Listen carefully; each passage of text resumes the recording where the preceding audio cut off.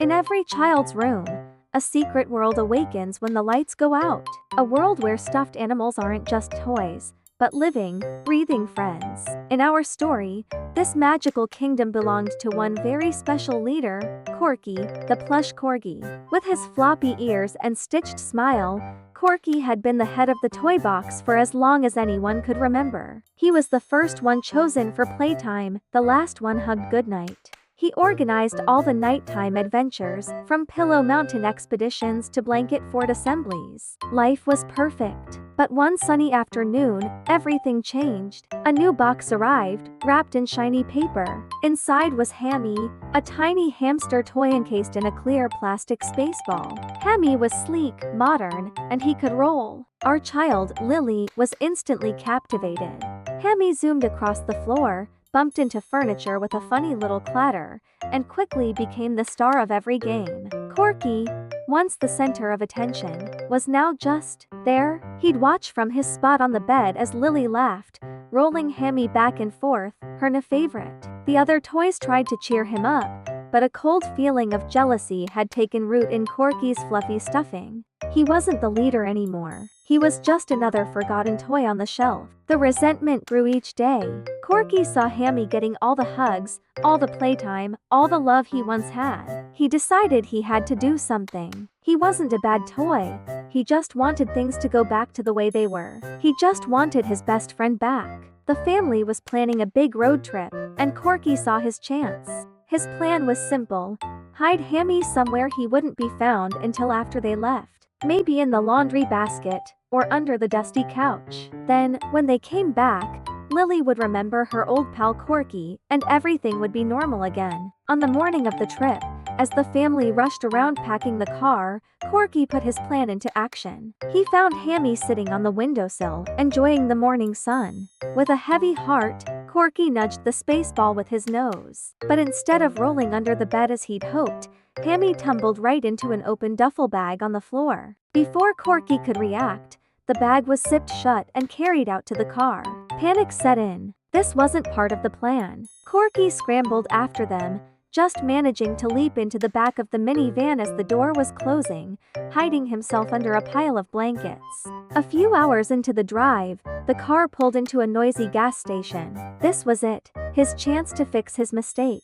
While Lily and her parents were inside paying, Corky wriggled out from under the blankets. He found the duffel bag, unzipped it with his teeth, and nudged Hammy out. But just as Hammy's ball rolled onto the car floor, Lily's dad returned, grabbing a jacket from the back and accidentally knocking them both out of the open door. They tumbled onto the greasy asphalt, and with a slam of the door, the car drove away, leaving them behind in a cloud of exhaust. They were alone. The gas station was a terrifying world of giant cars, strange smells, and hurried footsteps. For the first time, Corky and Hammy had to face each other not as rivals, but as fellow lost toys. Hammy was scared, his little hamster body trembling inside his ball. Corky, despite his own fear, knew this was all his fault. He had to be brave. He had to get them home. Their first challenge was just getting across the parking lot. Corky gently pushed Hammy's ball with his nose, guiding him around giant tires and puddles of oil. A stray cat eyed them hungrily, and Corky bravely stood his ground, barking a muffled, cloth bark until the cat slinked away.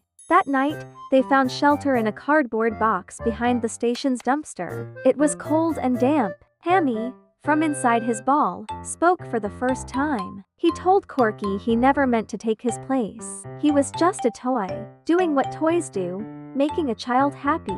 Corky felt a pang of guilt. He confessed his jealousy and his foolish plan. In the shared darkness, their rivalry melted away, replaced by a fragile understanding.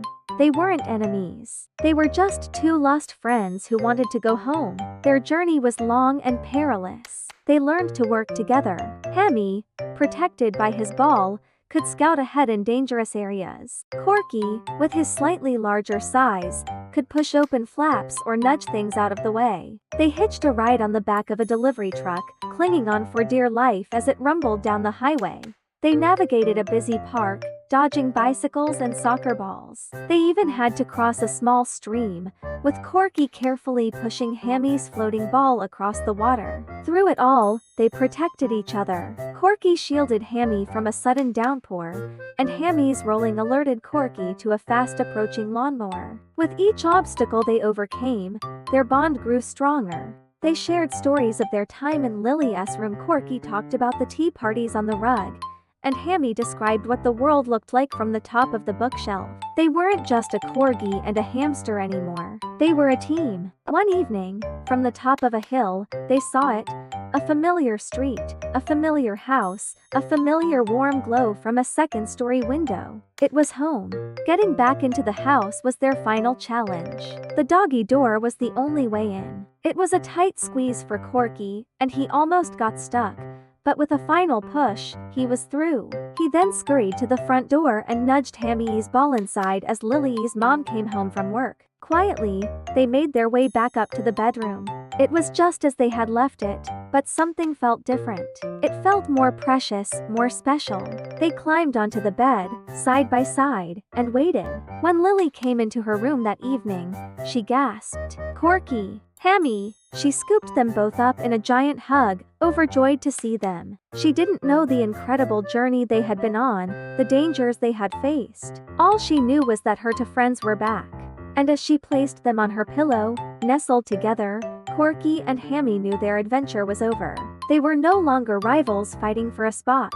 They were brothers, bound by a journey that had turned them into the best of friends, ready for whatever new games and adventures tomorrow would bring, together. Thank you so much for watching our story unfold. If you enjoyed this adventure, don't forget to like, subscribe, and hit that notification bell for more tales from our animated world. We'll see you in the next video.